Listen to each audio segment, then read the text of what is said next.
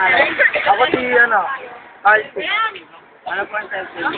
Fort Tolstoy. Sino po ang naging GSP? Si, Anita Abarnique. Magkaibigan ba yung naging GSP siya? Bali, yes, best friend. Paano na kami sa ganang relasyon? Simula kami sa biruan, tapos medyo nagka-developan.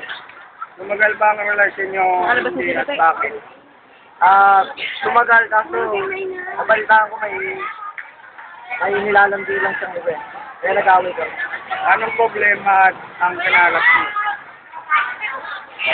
Yun na, nakita ko kasama niya yung kanina, yung kabit ng lalaki.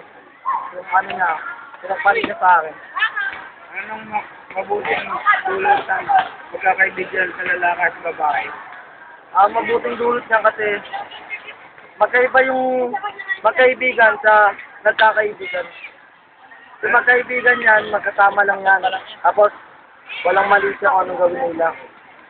Tapos, ang magkaibigan naman, ay yung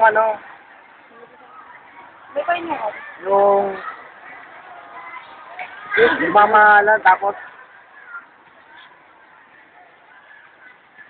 malayo yan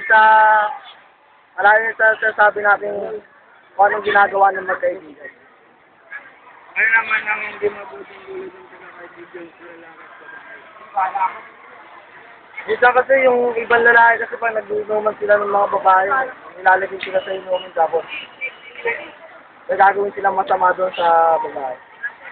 Ano naman ang may papayo mo sa magkaibigan, babae at lalaki? May papayo ko lang